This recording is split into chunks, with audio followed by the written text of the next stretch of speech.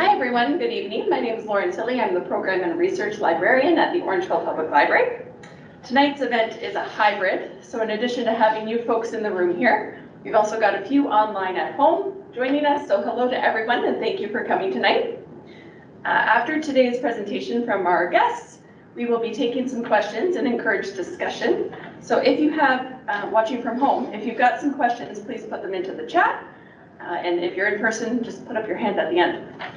So I am thrilled to be hosting who we here at the library call a dynamic duo. Juli-Anne and Andrew James are the founders of the Amazing Streams Community Hub in Shelburne, a registered charity that helps youth discover their passion, potential, and purpose through the arts. Come on in. They're also owners of Town Teas, an apparel decoration company, an emerging social enterprise focused on youth employment and development. We've also discovered that Juli-Anne and Andrew provide counseling services, host a podcast together, run a publishing company, and are also published authors. And somehow they find the time to parent 3 beautiful children, one of which just published her debut children's book, and she's only 9 years old. We know a good book when we read it. So we've invited Amaya to share her story at a special children's program during March break. So if you have any little ones in your life, you can come during March break, check it out. It's on our website event calendar. So it's no surprise that the James have more stories, much wisdom to share. Today they will share their passion for leadership and serving their community and why it is so important to tune into your purpose in both your personal and professional lives. I hand it to you. Thank you. You're welcome. That was really That was nice. great. I would like to meet us. I would like to meet us. Well, good evening, everyone. And we first want to express our thanks to Shannon and the entire team here at the Orangeville Library for the invitation to share with you all today. As has been said, I am Juli-Anne, and this is my darling husband of 14 years, Andrew. We live just up the road in Shelburne, and we are the proud parents of 3 wonderful daughters, Akila, Amaya, and Alexandra, and one happy little pup named Jax. So I'm pretty sure the girls are tuned in online. So thank you, girls, for letting us out of the house to be here, and we'll see you soon. Now, Andrew and I are not terribly fond of speech giving, but we are very fond of people and very fond of community and very fond of conversation. So we're hoping this will be mostly a conversation and that you'll have lots of questions for us. So we want to talk to you today about finding your purpose and using your unique gifts and talents to both serve your community and yourself. But first, we'll tell you a little bit about our backgrounds and how we ended up here. So I was born in Edmonton, Alberta, but my family's roots are in the beautiful island of St. Lucia, where I had the privilege of growing up. From a young age, I had a passion for reading and writing. I even brought my books everywhere with me, including to the shower and up trees. My dad also played a significant role in developing my love for language. He's an entrepreneur who built several successful businesses on the island, and he would often ask me to take dictation while he drove me to school, and he would have me draft and edit his speeches. So I really came to love the power of words and how they could help to uplift and inspire others. So naturally, I dreamed of becoming a journalist. But my father encouraged me to pursue a career in accounting, medicine, or law. And so I followed his advice and I enrolled in business school at York University with a major in accounting, but I quickly realized that accounting was not my forte. So after a year off, I switched my major to marketing and I did well, but there was one statistics course that proved to be a significant obstacle that actually prevented me from graduating from university. I later started working at a staffing firm, but I felt really unfulfilled, and I shared this sentiment with a colleague of mine. That colleague shared this with our boss, and our boss sent me on a 2-week assignment with a client to try to help my boredom. That 2-week assignment turned into a 15-year career as an HR communications consultant for a global wealth management firm. And although it wasn't my initial goal of becoming a journalist, I really am grateful for the opportunity to use words to make a difference in the corporate world. And I've learned quite a lot there over the last 15 years. Interesting story about her graduation. So at the end, please ask her to tell us the story about her graduation. My parents immigrated from Trinidad and Tobago in the late 1960s. I grew up in Mississauga, Ontario, and I was a class clown. You still are. I still am. I really enjoyed making my classmates laugh, but my report cards never really reflected my true potential. I knew that I could do better if I applied myself, but I didn't know what I wanted to do with my life. I didn't know what I wanted to be.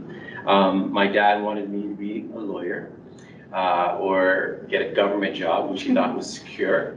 But I didn't want that for myself. I wanted something that would excite me and that would really make me feel fulfilled.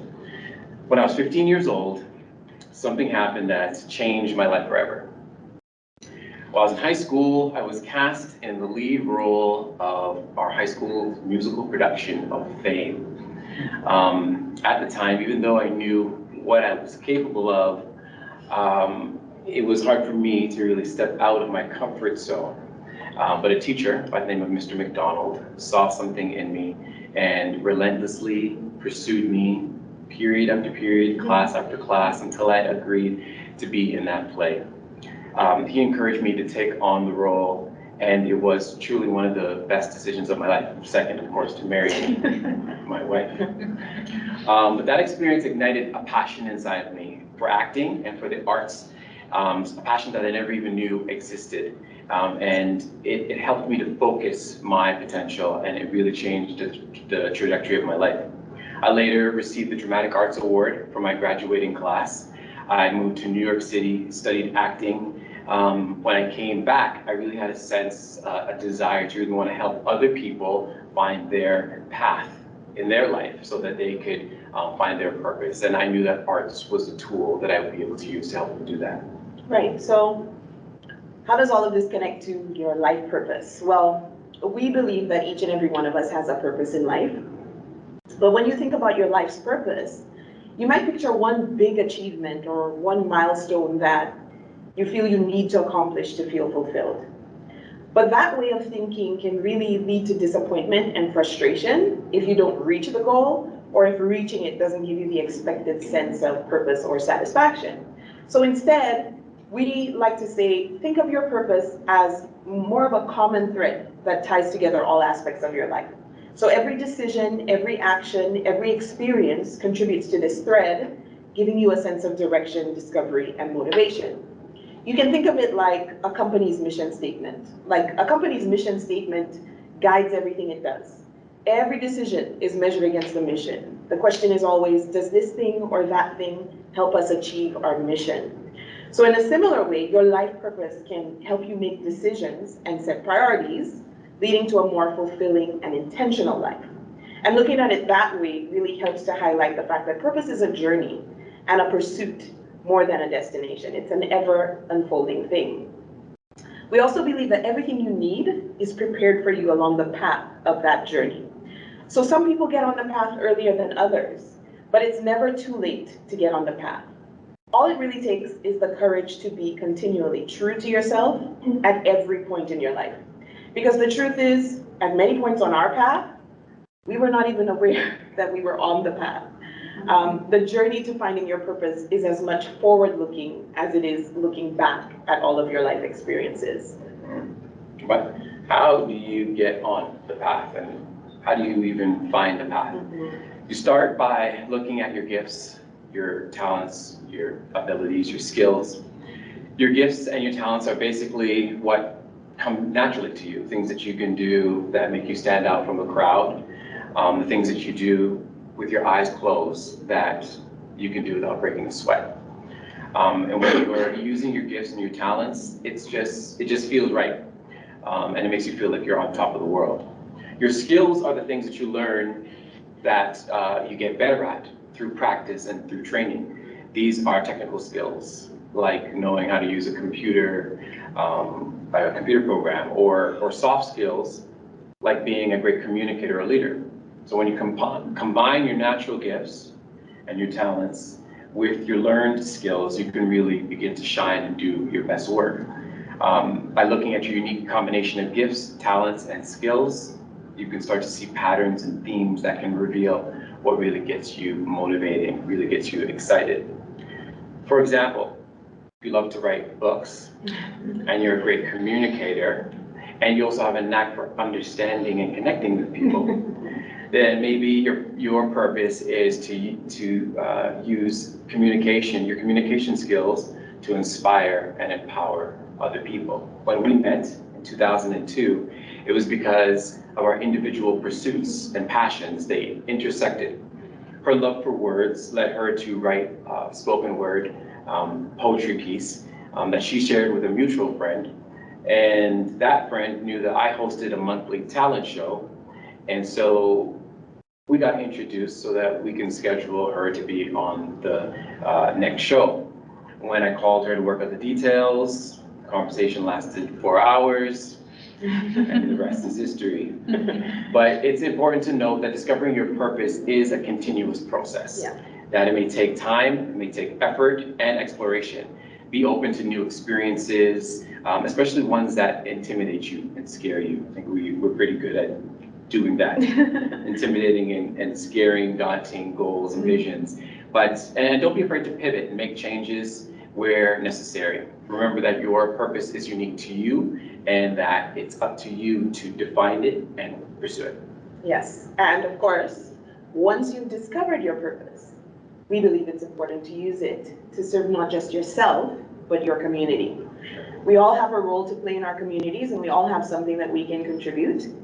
We're living in a time where many people are becoming business-minded. There is a lot of information available at YouTube University about how to start this business or how to start that business. But I want to urge you to go a little further than just how can I start a business using my gifts. Think also about how your business can be a gift to your community. How can you meet needs with your gifts, your talents, and your skills? For Andrew and I, our contribution comes in the form of our businesses, Streams Community Hub and Town Teas. When we moved to Dufferin County in 2015, we knew that there was a need in our community for accessible and affordable arts programs for youth. So we decided to take matters into our own hands. We founded Streams Community Hub. It's an art-centered, youth-focused, community-minded charity based in Shelburne on a mission to ignite learning, inspire youth, and enrich the community through the arts. Streams is in many ways an evolution of the foundation on which our personal relationship started. I still use words to uplift and inspire. I wrote my first book in 2016. I'm currently working on the next one. And Andrew still provides a platform for youth because Andrew is extremely passionate about seeing young people thrive and succeed.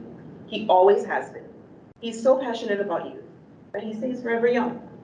I kid you not. He looks exactly the same as he did the day I met him. And people who know him know this about him. Baby face. Another example is one other discovery that we made along our path was that we shared an interest and skill in graphic design. So we ended up working together at a church in roles that involved writing and designing a monthly newsletter. We later ended up doing freelance work in graphic design, and that work that we did ended up paying for our wedding. It helped to pay for our wedding. That love of design has now evolved into Town Teas, an apparel decoration company and a growing social enterprise that prioritizes hiring youth, providing them with first job experience, skill development, co-op opportunities, mentorship, and training. Town Teas is also a huge supporter, key financial supporter of the charity, Streams Community Hub, and as a supplier of spiritware for many of the elementary schools in Dufferin County, Town Teas also gives back a portion of every spiritware sale to the schools to help the fundraising efforts of many of the parent councils. Our approach with Streams is unique in that we don't just teach the arts. We use it as a tool to empower young people to discover their passion and their purpose and to help them unlock their potential. We believe that the arts can be a powerful tool for personal growth, self-expression, and community building. We offer a wide range of creative arts programs for youth aged 4 to 17, including dramatic arts and performing arts, filmmaking, photography, visual arts, culinary arts, creative coding, and the list goes on and on. Our programs are designed to be accessible to everybody, regardless of their background or financial circumstances. We've seen firsthand the impact that our programs can have on young people. We've seen shy, introverted kids come out of their shells and discover their confidence and their voice through drama and performing arts. We've seen kids who struggle with traditional academic settings thrive in our creative coding programs. We've seen kids who felt disconnected from their community find a sense of belonging and purpose through our arts camp. Our goal is to get young people on the path as early as possible. My job is to pay forward what Mr. McDonald did for me. We believe that everybody has a unique gift. Everybody has talents and skills that they can contribute to our community. And by bringing our whole selves to our community, by using our unique abilities, we can all play a role in the growth and the health of the place where we live. So that's mostly our spiel, but we want to leave you with a quote from Maya Angelou, who's one of our favorite writers and poets. She said, "You are not merely here to make a living. You're here in order to enable the world to live more amply, with greater vision, with a finer spirit of hope and achievement. You're here to enrich the world, and you impoverish yourself if you forget the errand." So we want to encourage all of you, don't forget the errand. And with that, we are happy to talk, take questions, have a discussion. That's the formal stuff. That's the spiel. But we want to make, have an informal conversation and really share.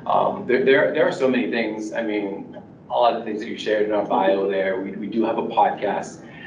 We're super passionate about relationships and marriage. We're looking at the couple over here, and we were saying relationship goals. You guys. I thought that too. Yeah. Right?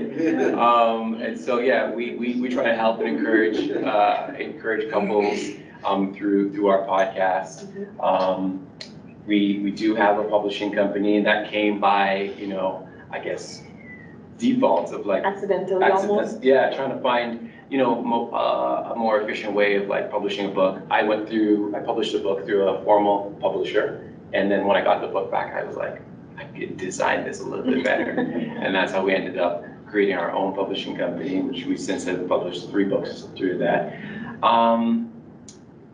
Yeah, there are a lot of different things that we've found ourselves doing. And a lot of it has come solely because of a passion and a desire to serve our community, serve those that are around us. I really love that quote because I believe that we all can just get a job and make a living, right? And, pay for our mortgages and, have kids and die. But I think that the world, our community requires and calls more from us and deserves more from us. And I believe that we all have unique talents, as we were sharing, that can really enrich those that are around us, our children, our neighbors, our community, our schools. And so we're super passionate about just helping people to just find your thing. And maybe your thing doesn't give you a $100,000 salary, but it gives you enough to live. Mm-hmm. And the greater reward is the fulfilling, feeling that you have knowing that you're really impacting somebody's life. Mm-hmm. Yeah. So yes, questions. We don't want to just be the only ones talking. Comments? Yeah. Sorry. Yep. I was just thinking that your mission is so encompassed, the youth, the arts. I'm not sure what question I have right now, but I certainly appreciate the idea that you are giving back to the community when you had the opportunity for your own growth. Makes me happy. Thank you. I find that I started doing artist management, which was another thing that we didn't really get into, but after I came back from studying acting in New York, I came back and I studied music business at Harris Institute, Toronto, and started doing artist management. And I remember a friend saying to me, you really put a lot of emphasis on helping all these other artists. What about you, right? Because I did have dreams to become the next Will Smith at one point. And it's like, what about you? And I thought about it for a long period of time. I was like, yeah, what about me? And then I realized that my win is when I help other people find their thing. When I always say, I love being the guy behind the guy. So whoever that person is, and when I say guy, it's gonna be a lady too. You know, helping that person to, you know, use their gift, whether through music or writing or. Even to discover it. Yeah, that's where I win, and that's payout for me. So it's like, that's like, I don't need to be the guy, you know, because I think I am the guy when I'm the guy behind the guy. You had a question? I couldn't agree more. You know, it's funny, my wife and I are both administrators and a principal. So I saw your poster, which is what led us to come in, and she's a supervisor as well. Wow. So my question to you is, what barriers did you face? Because it's clear that you saw a need within your community. And as a school administrator, there's things we see in our communities that we think they need, that our communities need. So my question to you is, what barriers did you sort of face when you wanted to get this started, and how did you overcome it, and what advice can you give to people who are meeting similar roadblocks when their vision might not be the same as what others in their community see as being integral? That's good. Yeah, I mean, I'll let you. I'll give a little backstory first. So we started Streams Community Hub, and we registered in 2016. We had our first summer camp, 2017. 2018, we added a March break camp. We were renting the schools in Shelburne during that time. And then, but from the beginning, we knew we need our own place so that we could do year-round programming. But obviously, we can't just jump from 0 to 100. And so we continued on that path. And in 2020, we boldly made a presentation to town council, sharing the idea of creating a Creative Arts Community Center. And we had the plans, we had architectural drawings, concepts, all that, and they unanimously were on board and said we would like to earmark a certain part of town, some land adjacent to the rec center, to build this space. $4 million project. So how do we get to $4 million? We didn't know, but we just knew that it had to be done. So we knew that we got a grant in 2020, which was great because it was pandemic, which is not great, but it was great because we didn't have to do programming. So we took that time to really step back and do some strategic planning. So we hired a consultant to come in and do a strat plan with us. We put together a 5-year strat plan. In that plan, we determined that we need to get into a space ASAP so that we can have year-round programming, so that we can build the case that this is necessary and needed in our community, and that we can learn how to run 365 days of programming. So with that, we through some conversations, ended up getting a $100,000 grant donation from Flato Development. With that donation, we thought we can get into a space. And it was a promise of a donation. And so we got that, and we felt confident enough that we could step forward. There was a community plaza that was being built just near us. We said, you know what, we're gonna take the dive and get the space and lease the space and begin the programming, which we did last March. We opened up the space, 3,600 square foot facility. And this March will be 1 year of us running programs, and it has been fantastic and wonderful. To answer your question, I just wanted to give you a little bit, right? To answer your question.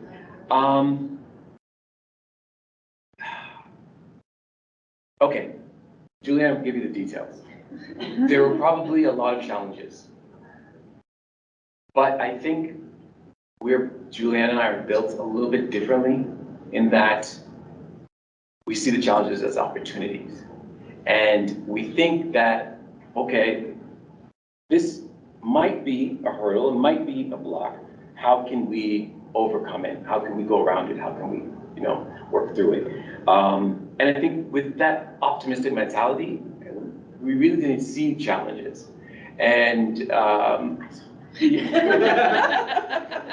already had different mindsets. So this is the beauty of our relationship, right? I'm big picture, right? I'm like, this is the vision, Yeah. and she's like, okay, well, Step one. here are the details. Yeah. So I'm just saying, like I said, like, I think at the end of the day, the morning challenges. He puts it quite succinctly, but going into the philanthropic sector, we registered this business as a charitable organization because we really wanted to make the point that we're not doing this to be a profitable business. We're doing this because we recognize there's a need in the community. But first of all, even becoming a charitable organization Right. was a painful process, right? That- So that was a painful process, but we were determined not to give up. In fact, I can't even say that we were determined not to give up. I had given up. It was our accountant who said, well, we have answers to all of these questions Yeah, we that put the in our CRA is first, asking. we put in our first request to become a charity, after a year of being a not-for-profit, and we were not denied, but had It a was a long 19-page list letter of why we're not gonna allow you to be a charity, and so we had to respond. So we did that.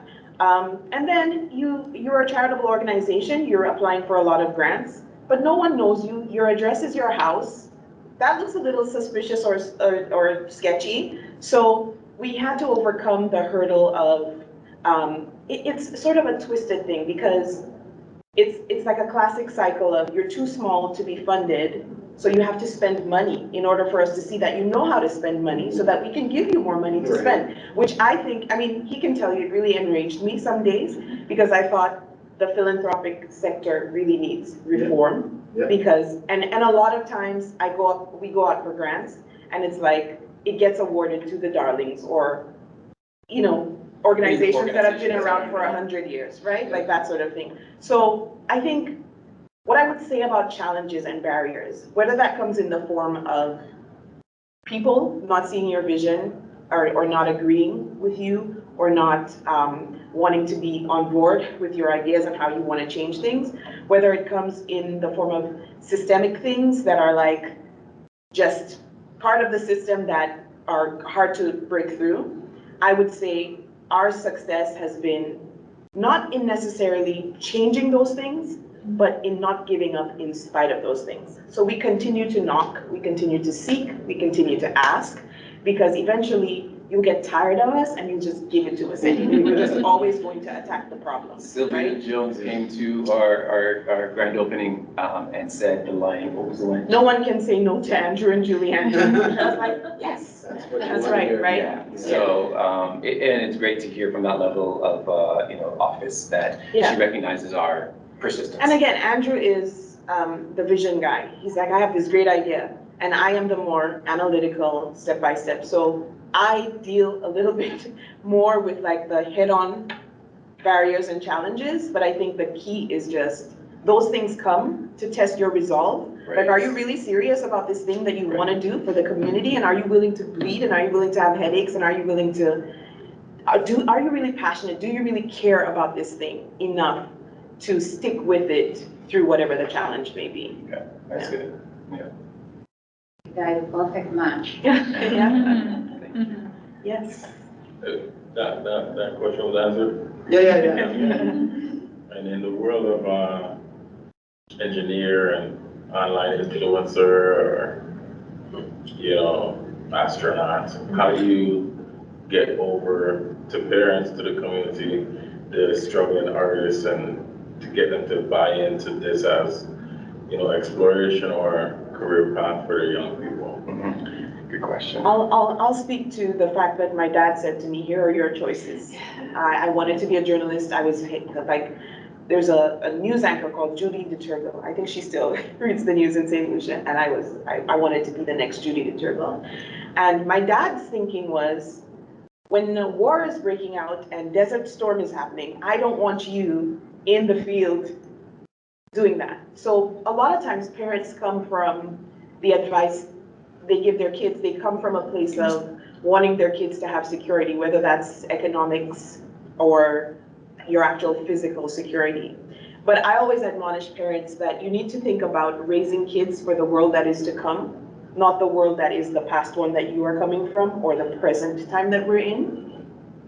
I think also the desire for financial security is something that needs to be examined, because we've heard the term the rat race, and we think that we have to aspire to all of this excess in our lives, when really we don't. And we know somewhere deep down inside of us that there are people who have millions of dollars, so much so that they can throw money to the wind, but they are unhappy inside, they are unfulfilled, and they don't have a sense of community or belonging, and it's a lonely place. So I think parents really need to prioritize what it is they really want for their kids. Do you want your kids to be successful, and what is the measure of success? Because it's not always about the dollars and cents. Sometimes it's just about peace and joy and a sense of being able to impact others, right? So we often say that at Streams, we're not on a mission to find the next Beyonce or the next Justin Bieber. It's not so much about discovering the next Picasso. It's really about the process and the journey that kids have with the arts, and how that sets them up for success in other ways. So for example, you've got a kid in a drama program, and it takes a little bit for them to get up on stage and actually do this thing in front of a crowd. But how does that translate into the classroom when they have to do a presentation, right? It gives them that experience in a fun setting, that's a safe setting, where they're not necessarily feeling intimidated, and there are others who are also making the leap with them, so that when they're in those other places, they can tap into something that they've used before to get on the stage, to get up in front of the class and command that room or execute on their tasks. So that's why we think it's important. And so it's not just about them pursuing that as a career, but it's about the other places inside a child that get unlocked because of that exposure to the arts. Yeah. I just had a question about, as members of the community, perhaps a little further south, but even if Shelburne area, how can the community help you? Is there ways that we can help you be even more successful? I think this is a great opportunity. When we were asked to be here, we were like, wow. You know, and Juli-Anne, when we were sitting, we were like, she's like, I wonder who's gonna care to come and listen to talk. Right? But, you know, giving us opportunities to share about what we do, about Streams, about our mission, I think definitely goes a long way. You know, making the recommendation to a parent who has kids that, hey, maybe you should check out Streams. And then, of course, you know, like, you know, we can always say like volunteering and helping out, you know, even though we're just 20 minutes up the road. If give your time. Yeah, you have a gift, a talent, a skill that's in the creative arts. Yeah, then we'd love for you to come up and help us. You know, donate, of course, it's always great support. But yeah, I mean, just knowing that we're there and then letting people know that we're there, it really helps a lot.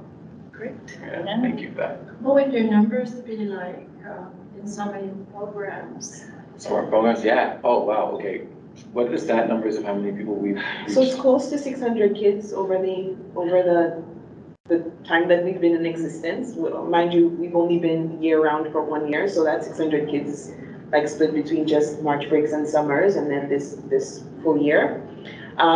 During the summer, we often see upwards of like about 160 kids, but we always have a wait list that we can never service because there's more demand than there is capacity to provide those programs.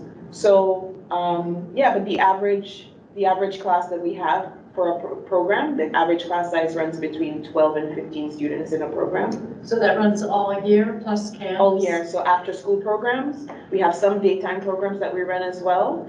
And now that we have our own physical space, we also rent out the space, so. And weekends as well? Yes, yeah, we have some it. programs on weekends as well. We teach violin, for example. We are also lucky enough to receive support from the Grand District School Board so that we have created tutoring programs. So we do tutoring within our space on Monday, Tuesday, Wednesday, and Saturday mornings for the community, which is free of And charge. it's a free program, yeah. I have a question. So because you guys husband and wife, and you guys do the business together, and now the lady asks you, so you run the business full day, full weeks. How can you separate the business and personal life? Good question. A good question. It is a good question. Yeah. I don't know that Especially we you have do. 3 kids Yeah. And a dog. and a dog, yeah. Yeah. You know, what we try to encourage our kids to recognize and understand is that, like, this is our family purpose, Yeah. right? Is we are here to serve. And we're here to serve our community, but we also recognize that we can't serve our community if we're empty. And so we really pour into each other. You know, we make the time and effort to pour into our kids. We make the time and effort to pour into each other. And, you know, it's like an analogy that I use of a car engine, of a car battery. Our car was sitting in the garage during the pandemic for weeks. And then one day I just wanted to go get something, and I suited up with my mask, and, you know, remember the early days, we were really, really diligent with it. And I got in the car, I turned the key, and it did not start. And I wondered what was wrong. Brand new car, what's going on? Called CAA, they came, and he says, it's been sitting here for weeks, right? It's like, yeah, the key to a battery is that it gets charged when it's working. And so for us, our working together keeps us charged. If that makes any sense. When we're in the place that we're supposed to be, it charges us up. Like our youngest daughter, as mentioned, now she's 9, she just published a book. And She's not our youngest daughter, she's our middle she's daughter. our middle daughter. I'll keep us straight on the details. Alex, I love you. Our middle daughter, she's published a book, and now there's tons of schools in Upper Grand that are asking her to come out, and so we're making time in the day to go and do these author visits with her. A teacher asked us just the other day, how do you keep up? And what was the answer? It was like, we just make it happen. Yeah. You know, so I don't know if there's a separation between our personal. I don't know that we do. Like, I don't know that we separated. I think it's very much a part of, because we feel so in our purpose. I think he can tell you, like, I'm a very cheap date. Like, sometimes he has deliveries to go make on the town tea side because he focuses really on running town teas and I focus on running the charity. And sometimes he has packages to go deliver and I go with him and it's like a date. We're on a date. Like, we have some personal time together and we go and we talk. We're on a date tonight. Yeah. And I think we don't. Right. So we don't take those moments For granted, like, and we're we in really constant- maximize. Yeah. In constant communication. Pardon me? Sorry? Do you ever feel guilty, too busy, and let the kid? Sometimes we say, I know even though you work with you're lucky you work with you love, yeah, but I mean, sometimes too much. Yeah, And then and do you know what we your do? kid at home. Yeah, do you know what we do when those times happen? We call the school and say, sick day. Oh. And then we go somewhere, Yeah. right? And we'll go we to- are intentional about spending time with them and they're often at streams because they're kids and they benefit from the fact that these programs are there and available to them and there's something for their interest. So they never kind of make us feel guilty. We spend family time together, whether we're there or we're at home. We try to do Friday night family fun Yeah. time with That's karaoke, good, yeah. board Yeah. games. But there are moments, I have to say, where we look at each other and we're like, why can't we just be like normal people? Go to work, come home, and let that be it, Yes. because it gets Yeah, busy. I heard a pastor say one day that he wants to die empty. I think that we definitely all, like we were saying, come down to this earth filled with stuff. Yeah.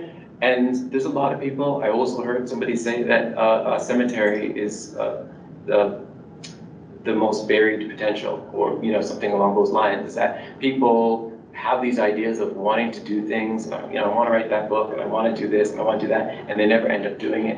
And so I don't want that to happen. Yeah, that terrifies me. I want to die empty, knowing that I've deposited everything that's in me before I go. So, and I do try to be conscious to make sure that we're not,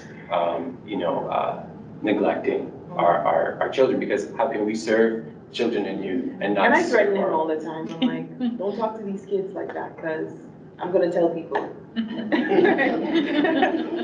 Founder of Streams Community Hub, yelling at his kids.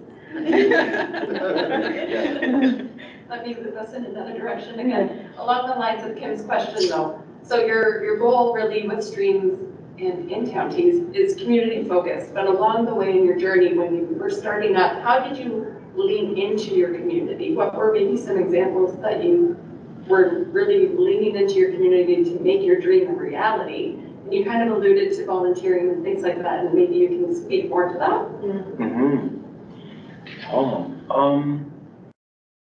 I think, I know for me, I still serve on parent council. I have for many years. I also am a community partner or was for another school.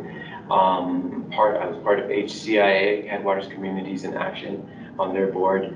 And so I think just putting myself out there and serving the community through other organizations made, I guess, it aware that, you know, I was there. For T-shirts, it really started by accident because our oldest daughter, that's correct. Our oldest daughter, Akila, when she started doing, she does a lot of community theater. She started doing community theater. They needed sweaters for their cast. And I was like, oh, I could do that. And I never did it before, and did the sweaters. And then somebody on the parent council, or somebody who's was all part of the cast, was on parent council, went to this school, told that school, told that school, told that school, told that school. There's a guy that can do it. And then I just thought that it would make sense to, you know, give back to the schools if they're, you know, promoting the spirit wear, to give them a kickback of all the sales. And so I think, you know, building in the opportunities to give back wherever and whatever we did, I think helped to build the connection to the community greater. That answered the question? Yeah, and I think we tried very hard to be conscious of what already existed in the community and not duplicate the effort, or not, you know, like, you know, we don't want to take the livelihood from, say, for example, the local music teacher. So what we've tried to do is create opportunities even for those artists and for those teachers to come and have a space, because that was one of the things when we moved to Shelburne, like there was not a lot of available space. And so, you know, we kind of just tried to be led by what the community needed and not so much what our great ideas were. Yeah, and I think, yeah, that was super intentional, that yes, we're serving the youth, but we also want to serve the artists and the creatives. And so, yeah, giving them a livelihood and hiring them as our facilitators also kept us connected to who's the creatives and where are they, and how can we create programs for whatever those creatives are interested in. I also have an interest in publishing, and I'd like to hear a little bit about how you go along that line. Yeah. Yeah. I have a manuscript here. Nice. That's That's awesome. If wonderful. you could tell me what to do with it. Yeah. Yeah. Yes, we definitely. Yeah, you know, definitely it's yeah, our 9-year-old is inspiring a lot of children, but definitely a lot of adults. Yeah. That she had an interview, Rogers, and the host was like, man, I wanna, like, I wanna write a book, and I've been wanting to write a book, and now I feel like if a 9-year-old can do it, I can do it too. And I think it's a lot less complicated For these sure. days than it used to be. Yeah. So, like, for instance, her book was published through Amazon Kindle Direct Publishing, which costs nothing. But it just, you need someone who has the expertise to be able to lay out the book and do the cover for you and all of that stuff. And as we mentioned, graphic design is one of our skills, and so we were able to do that. And in fact, Amaya has kind of inspired us to create some kind of a program or a club at Streams for kids, or kids at heart, who have a desire to publish something, because I think it's easy to do it, and people just need to be guided through the steps. So we'd be happy to chat with you about that for sure. Yeah.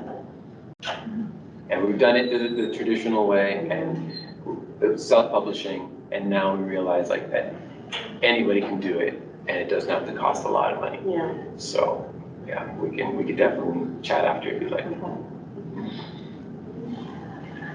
Are there any geographic limitations? Like, could Orangeville kids, if they were able to be there, participate? That's Streams? Yeah. Yeah. Oh yeah, we got lots of I families. think maybe 30 or 40% of our families are Okay. from Coming from Orangeville. Okay. Yeah. Yeah. And do you run programs for adults? I'm kind of getting excited. Yeah.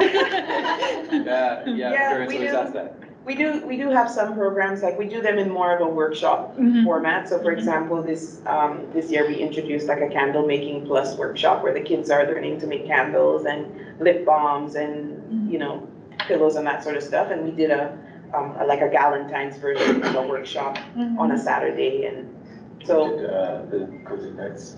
yeah, and a cozy knits, like a knitting one as Yeah. well. So yeah, we do. Are you interested Oh, we did in a photography. spreading into the Orangeville area? Yeah. Once you're on the move? Well, Yeah. you know, our desire we'd love to see, you know, streams, hubs all All over, over, yeah. doing creative arts, just same way that, you know, the YMCA or whoever does for recreational things, we want to be able to do that for the arts. So, you know, we don't want to run too fast before we fall, but yeah, hopefully, we'd like to see that. Exciting. Yeah, Slowly. yeah. Yeah, yeah. I have a quick question. I was just curious, you said you went to council and did a presentation and then they had an area. Is that anything happening with that or is that kind of? Well, first we need to raise the $4 million. Oh, And the $4 million price tag was pre-COVID. So, okay. Yeah. So they were just kind of but they have an earmarked, area. yeah, they've earmarked the area. Mhm. And of course, that was a previous council, so I'm not sure how the fact that we have a new council affects that. But we have had really good support from the town. Because again, our desire really is not even to, sometimes you know that the town gives grants and whatnot, and sometimes we feel like we don't even want to apply for the town grant because we really want to attract the investment into the area. So we want the big guys, you know, with the Bay Street offices to invest in our community. So yeah, it's just a matter of us getting maybe a fundraising consultant in to kind of help us put together a capital campaign and then raising that funding. And then going back to council and saying, okay, we're ready. We're ready, yeah. Our hope is that we have a 5-year lease now on the space. We're hoping that within that time that we can. At least launch the campaign and get some of the funding. Exactly. Yeah. We've got big dreams. Yeah. Yes. Well, you know, it's sometimes, yeah, you have these dreams and visions in your mind. And even though we have them, each milestone that we hit, we ourselves are shocked and you know, encouraged. So, I think we tried to stay slightly terrified. You know, that gets us up in the morning and make sure that we, you know, continue to get after it. If your dreams don't scare you, they're not big enough, right? just had another thought in regards to your question. Well, similar, it's similar area. Amaya, our middle daughter, was speaking to some schools, and the question was like, what motivates you or what encourages you? And her response was my parents. My parents can do anything they put their mind to. And so, you know, the fact that they can see that and get that really makes me feel good to know that it's not just them seeing us working and not, you know, investing in them, but they see us as what we're doing as the investment in them, and that they are empowered to also make, you know, hopefully significant contributions at an earlier age than us, right? So, yeah, that was encouraging to hear. Great gift for the children, Yes. especially your own children. Yeah. What's your book called? Her book? Yeah, Amaya. Amaya's book is called Afro No. Yeah. I'm gonna look it up. The library has a copy. Yeah. However, you should buy one too. And Folklore here in Orangeville, Has it. they have copies of it. Yeah, it's pretty cool book. She Illustrated illustrated it the herself entire as book. well. Like that's her passion. That's what she loves doing, drawing. She has day and a night. huge dream to work for Disney. Wow. So, yeah. I think she's well on her path. Well on her way. How did it come about? Like, did she come to you and say, I have this idea? Or did you say, like, you should make that into a book? Or Yeah. It's a little bit of I want to both. ask Yeah. her on March break, which I Yes. will come back. No, Yeah, that's it's a little bit exactly of it. both. I think she had expressed, I want to write a book. And I think we tried to make sure that you know, when they say something like that, we say, oh, you want to write a book? Okay, well, then you're going to have to do it if you're serious, right? Yeah. So she had expressed that, but she had some free time at an indoor recess and she sketched the main character. And she brought it home and showed it to our eldest daughter, Akila. And Akila said, she told her a little bit about the concept. She was like, look at this girl, she has this huge afro and it gets caught in stuff and it picks stuff up. And her sister said, oh man, you gotta show that to dad. And so she showed it to Andrew and told Andrew about the concept and he thought, oh, you've got something here. This is a really great idea. And I think I was in bed and the rest of them started kind of working with the concept and kind of jotting down ideas and writing it. And then they came to Mom, the editor, and I was like, okay, well, this first page here rhymes, so why don't we make everything rhyme? And they were like, oh, that's too much work. And I was like, no, we're gonna do it. And so that's kind of how it developed, so. Yeah, and then, yeah, she had, again, she had all the whole concept and she drew these pictures and, yeah. And again, you can hear her tell the story. Yeah. Yeah. I have a question. Yeah. So because you say that your middle daughter, okay, she already know what she wants. Yeah. What happened to the rest of your kids? Yeah, okay, You good have to question. know that. Yes. How can you encourage? Because I have my own children. Yeah, Yes. yeah, I try to merge him. I mean, I wasn't grew up in Canada. Mhm. I wasn't born and grew up in Canada. But when I grew up, I didn't have anyone encourage me. But right, now I want to encourage my son, like, do what he likes. I don't Yes. care what the knowledge Yes. does, Right. right? I mean, as long as he do what he loves. Yes, yeah, yes. So- yeah, And I think that's it right there. yeah, Our eldest daughter also knows what she wants to do. Yes, lucky She's her. older, She yeah, can she- know that. Is following after dad's footsteps in acting, and she is part of But what local. happened with the rest? So You still have the to know. middle daughter wants to work with Disney. The eldest daughter she's an actor. Okay. And our last daughter is still figuring it out, but she's the only one in the family who's athletic. So she's going to be actually here, starting in May, playing soccer, because she runs track and she done trampoline. So she's figuring it out. And for us, like Amaya, knowing that she wants to work for Disney, didn't come about until she tried violin and was like, violin's not for me, yeah. right? After was ballet. She But tried yeah, ballet. she tried ballet and Then she did ballet. that wasn't and then it. She's like, no. right? So I think the key is really giving them the opportunities to try things that they may be attracted to or they may be interested in. And if it doesn't work out and they don't like it, no problem, let's move on to the next thing. That's kind of what we've done with them. But we encourage them all to know that they each have something special and they each have something unique, and we'll support them in whatever way we can to develop in those areas. Yeah. I remember when I was a teenager, and again, I told you my dad wanted me to be a lawyer.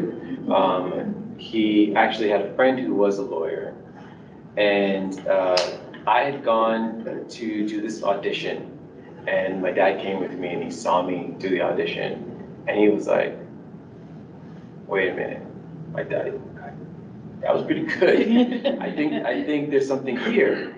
So he was talking to his lawyer friend, and his lawyer friend said, you know what, I think you need to push and pursue, let him do the acting, because he can always go back to school. I wanted to do acting, and I never did. He can always go back to school and let him do the acting. So my dad came to me one day and said, okay, This is what you want this to is what do. you want to do, let's do it. And, I went to LA and I did this talent competition, which led to the school in New York, and my parents were super supportive. So when my dad had that change in his thinking, it really impacted me. And as a father, as soon as we had our first child, I knew my goal is to listen and hear Pay attention. what did this child come down here with, and how can I guide it? So, I think what you're doing again is correct, especially when we're coming from families where it's like you have to do this or you have to do that. We live in a beautiful country, where there's programs for a lot of different things. And if we can just, get on the internet, find out where those things are, make the sacrifice to drop our kids to wherever those things are, then we can give them a better chance at finding what they were called to do, right? So. Tanya has a question online. Tanya, if you want to go ahead and unmute yourself. Sorry, thank you. Tom has a question. We just want to say something special. I have two girls here with me. Hi, Mommy and Daddy. Hi. Love you guys. See you soon. Love you too. That's on my end, Alex. Because Akila is at rehearsal for play. That's awesome.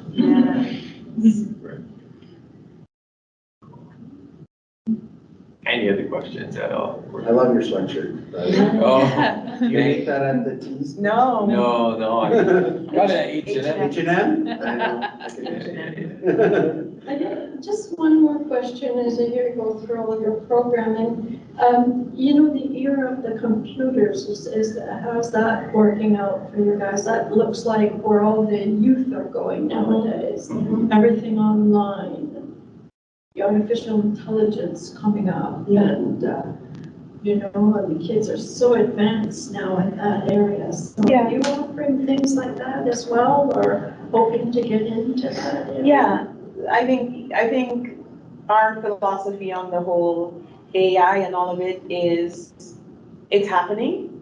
We need to be prepared. We need to be equipped. We need to equip our kids. So, and we also need to empower them to use it as a force for good, right? And so we feel that way about that, but we also don't think that it is necessary to abandon the tactile and all of that. So we try to balance that, because I think especially because Shelburne is a little bit more rural and there aren't a lot of things that might be offered in the city that, kids in rural areas have, we want to put an emphasis on making sure that what we're offering is also state of the art, not just, the old computers or that sort of thing. So we try to have a balance of all of it. I think there is an art to technology, and we stretch it a little bit because we're very much arts-based. But for example, we have coding programs, and we just call it creative coding. And so they code graphics, they code music, they code video games, that sort of stuff. Because I think those are skills that they need to have to prepare them for the world that they're gonna grow up and become an adult in. So, yeah. And we have the latest Mac computers, so they can do video editing, and they're using the latest programs to work with. So yeah, we definitely try to incorporate all that. Yeah, because for some kids, that's an area of interest, and they have really great skills in those areas, and they're very advanced in those areas, and so we want to encourage that and help them to innovate in positive ways. Right?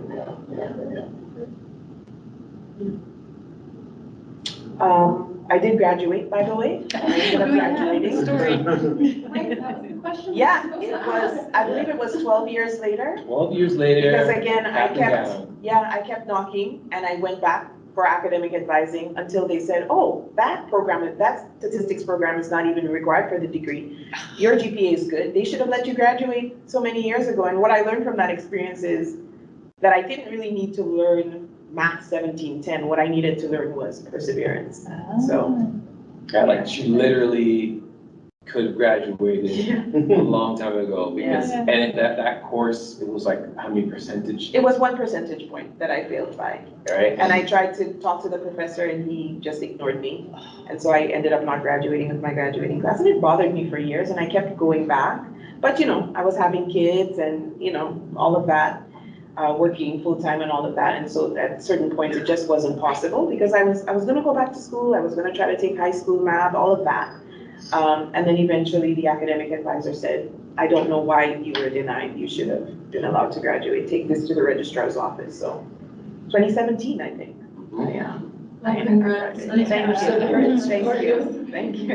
You should put in your course out there, perseverance. Yeah.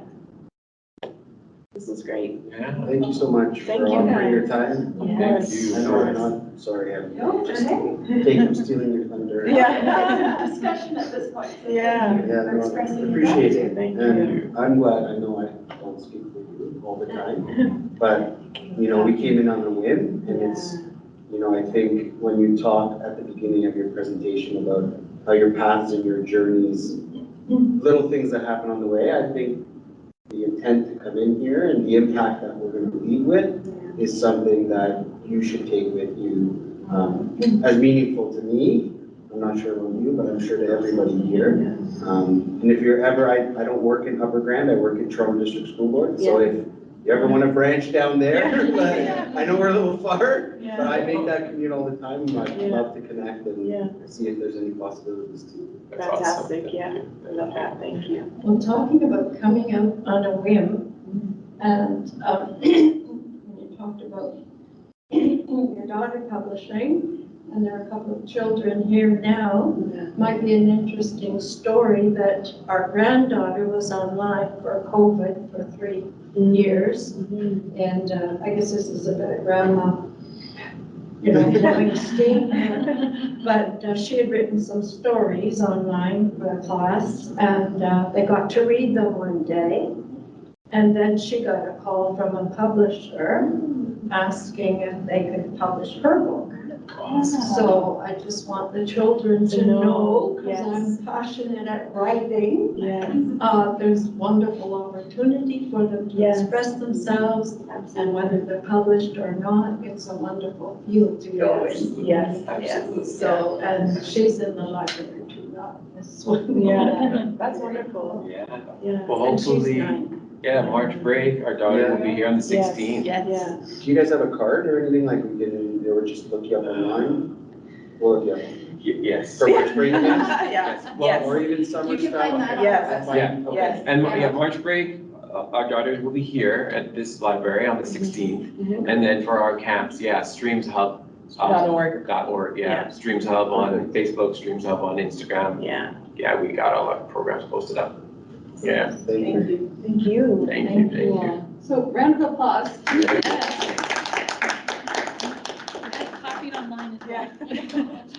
And I just want to say a big thank you to Andrew and Juli-Anne for coming in here today and sharing with us all. And thank you to all of you for the lively discussion. This was really wonderful to connect, and I hope we see some really big things from you guys in the future. It sounds like they're on the horizon. So Thank you. great job. Thank you for the Very opportunity. inspiring. Thank you And so thanks much. everyone online. Yeah. Best wishes to the, for this journey to you. Thank you. Thank you.